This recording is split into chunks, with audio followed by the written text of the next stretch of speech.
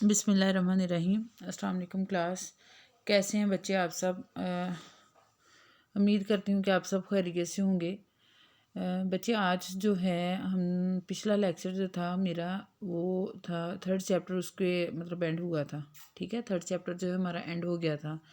तो आज जो है हम थर्ड चैप्टर की एक्सरसाइज करते हैं और एक्सरसाइज में मैं आपको बताऊंगी जो स्मार्ट सिलेबस में दिया हुआ है ना, जो चीज़ें स्मार्ट सिलेबस में आपकी हैं तो वो वाली चीज़ें हमने करनी है। ठीक है, इसी तरह क्वेश्चन नंबर 1 है फिल इन द ब्लैंक्स। मैं आपको साथ साथ फिल करवाती हूँ, आप नोट करते जाओ। ठीक है, नंबर 1 पे है during dash phase and the project requirement are gathered and identified. कौन सा फेज़ है? ठीक है, जितना प्रोजेक्ट की रिक्वायरमेंट होती है और उसको आइडेंटिफाई किया जाता है, तो ये आएगा requirement analysis. During requirement analysis phase, during requirement analysis phase the project requirement are gathered and identified। ठीक है, सेकंड पे हमारे पास D F D stand for जो है data flow diagram. Data flow diagram क्या है? डी। ठीक है, और थर्ड पे है the process of identifying data. कौन सा प्रोसेस है जो डाटा को आइडेंटिफाई करता है और उसके जो है बीच में जो है रिलेशनशिप बनाता है। ठीक है, तो आएगा डाटा मॉड्यूलिंग।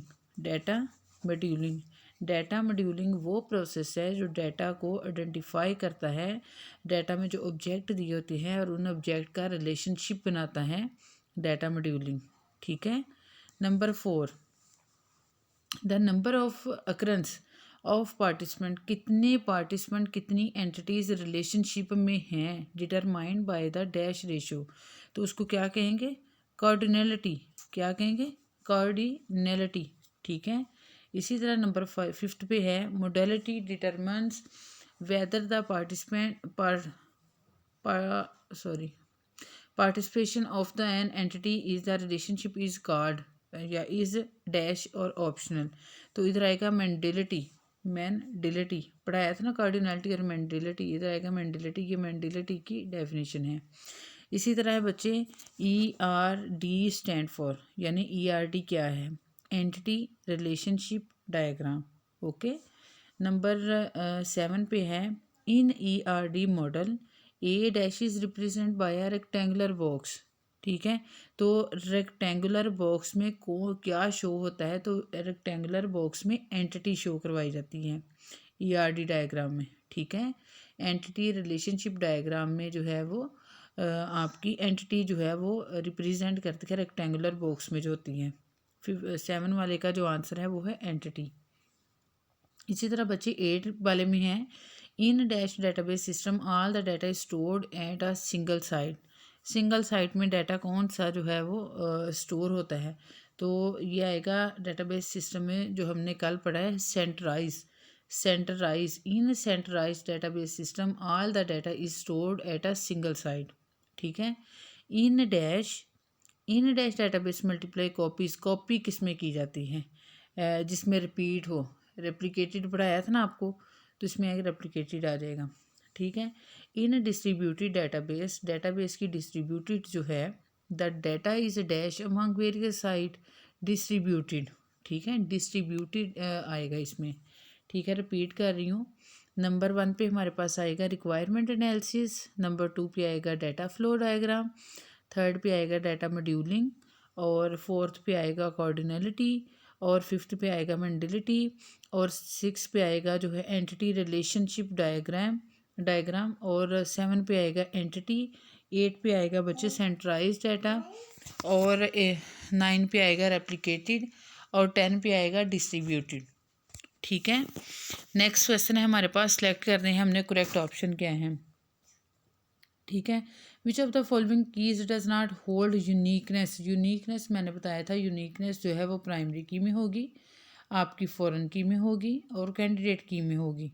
किस में नहीं होती? सेकेंडरी की में आपकी यूनिकनेस नहीं होती, तो इसका ऑप्शन है डी। ठीक है, an entity E related to itself is an ERD model refer to जो इसमें आएगा रिकर्सिव रिलेशनशिप। ठीक है, रेफर टू नंबर ए वाला आ जाएगा। Database development process involve mapping of conceptual data model into, तो इसमें आएगा चार ऑप्शन जो दिए हुए हैं, ऑब्जेक्ट, नेटवर्क, इम्प्लीमेंटेशन और हायरार्किकल। तो बच्चे आएगा इम्प्लीमेंटेशन, ठीक है। तीसरे वाले का आ जाएगा सी। इन ERT model the relationship between two entity is represent by two entity, किस में, डायमंड का जो साइन होता है उसमें बेटा जो दो एंटिटी शो करवाई जाती हैं, इसका आएगा फोर्थ वाले का ए, ठीक है। In hybrid distribution which kind of fragment are stored at only one site, ठीक है। तो इसका आएगा नॉन क्रिटिकल। कल पढ़ा था ना क्रिटिकल फ्रैगमेंट क्या है और नॉन क्रिटिकल, तो इसका आएगा नॉन क्रिटिकल फ्रैगमेंट, ठीक है। और नंबर 3 पे जो है, नंबर 3 पे है राइट टी लिखना है ट्रू के आगे और एफ़ लिखना है फॉल्स के आगे, जो हमने एफ़ लिखना है, ठीक है। तो इन 1-to-1 relationship only one instance of each entity can participate in the relationship, ठीक है। तो हर एंटिटी में जो है 1-to-1 में उसमें एक ही रिलेशन शो होगा, तो ये ट्रू है, ठीक है। The optional modality is represent by 1, इसका है फॉल्स। इसका जो है मोडेलिटी जो है ऑप्शनल जो है वो 0 से शो करते हैं, इसलिए 1 दिया तो ये फॉल्स है। 1-to-many is uni directional relationship, नहीं ये यूनी नहीं है, डायरेक्शनल रिलेशन। 1-to-many जो है डायरेक्शनल है, ये भी फॉल्स आ जाएगा। पहले का ट्रू है, आगे सेकंड का फॉल्स है और थर्ड का फॉल्स है, ठीक है। इसी तरह इन ERD model a condition is mentioned in a diamond symbol, mention is a diamond, हाँ जी। कंडीशन जब 2 होगी तो कंडीशन लगेगी, तो ये आ जाएगा ट्रू, 4 वाला है true. ERD is a physical data model, false. ERD physical data model नहीं है। आगे in hyper distribution the database is partitioned in critical and non critical fragment, ठीक है, ये ट्रू आएगा। In distribute database the consistency refer to availability of same data all side of the network, ठीक है। Distribute में available जो data होगा वो सेम डाटा होगा, तो ये ट्रू आएगा, ठीक है, 7 वाले का। इसी तरह बच्चे 8 वाला है, indexing maximize the time required to search a piece of information from a database. Index maximize नहीं होता है कि मिनिमाइज होता है, 8 वाला जो है ये फॉल्स है, ठीक है। इसी तरह बच्चे 9 वाला जो है, analysis is less important activity than coding, so minimum time should be spend over analysis the system, तो ये भी आपका फॉल्स होगा। मिनिमम टाइम नहीं होता, मैक्सिमम टाइम होता है इसमें। इसी तरह बच्चे 10 वाला है कि रिलेशनशिप जो है डिफाइन करता है the logical connection between entity, ये ठीक है कि जो रिलेशनशिप होता है वो दो एंटिटी के दरमियान जो है वो रिलेशन को शो करता है, ठीक है। इसी तरह बच्चे पहले वाला का ट्रू है, फिफ्थ सेकंड का फॉल्स है, थर्ड भी फॉल्स है, 4 वाला ट्रू है, फिफ्थ वाला फॉल्स है, और 6 वाला ट्रू है, 7 वाला ट्रू है, और 8 वाला भी फॉल्स है, और 9 वाला भी फॉल्स है, और 10 वाला जो है वो आपका ट्रू है, ठीक है। नेक्स्ट है हमने क्वेश्चन जो करने हैं जो आपके इधर दिए हुए हैं कि हमने जो क्वेश्चन इसके करने कौन कौन से करने हैं, ठीक है। तो मैं क्वेश्चन आपको बता देती हूँ। तो क्वेश्चन जो हैं, क्वेश्चन हम करेंगे 4 वाला, describe different step involve in analysis stage, जो है वाइल, ये वाला हमने जो है 4 वाला क्वेश्चन करना है।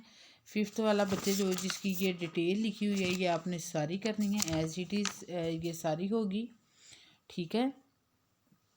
जो आपका एंटिटीज़ की आपने डेफिनेशन लिखनी है, एट्रीब्यूट की लिखनी है, रिलेशनशिप की लिखनी है, कोऑर्डिनेलिटी, और ये वेरी वेरी इंपॉर्टेंट फिफ्थ वाला जो है मोडेलिटी की लिखनी है। 2-2 या 3-3 नंबर का ये आपको जो है इसका आंसर जो है आपको वो देगा क्वेश्चन। हाँ जी, 6 वाला है ER डायग्राम, वो भी मैंने आपको करवाई है। वो आपने जो है एडमिशन इन योर कॉलेज, जो आपके कॉलेज का एडमिशन है उस पर ER डायग्राम बनानी है, ये बच्चे मैं आपको करवा दूँगी, ठीक है। 7 वाला आपने करना है, एक्सप्लेन करना है फिज़िकल और कंसेप्चुअल डाटा को। और बच्चे 8 वाला आपने करना है कि कंपोनेंट्स लिखने हैं लॉजिकल डाटा मॉडल के। और 9 वाला जो है आपने वो भी करना है कि what element combine produced a physical data, जो कल डाटाबेस की फिजिकल डाटाबेस पढ़ा था वो करना है। और 10 वाला करना है कि डिफ़ाइन करना है डाटा डिस्ट्रीब्यूशन को और फाइल ऑर्गेनाइजेशन को। और 11 वाला भी आपने करना है, डिफ़ाइन करना है कि 4 चीज़ों को, फिजिबिलिटी को, रिक्वायरमेंट को, प्रोजेक्ट को, डाटा एनालिसिस को। और 12 वाला आपने करना है briefly explain the database design को, जो प्रोसेस पढ़ा था पूरा उसको ब्रीफली एक्सप्लेन करना है। सिर्फ आपने जो है बीच में से एक क्वेश्चन नहीं करना। ठीक है, थैंक यू सो मच, अल्लाह हाफिज़।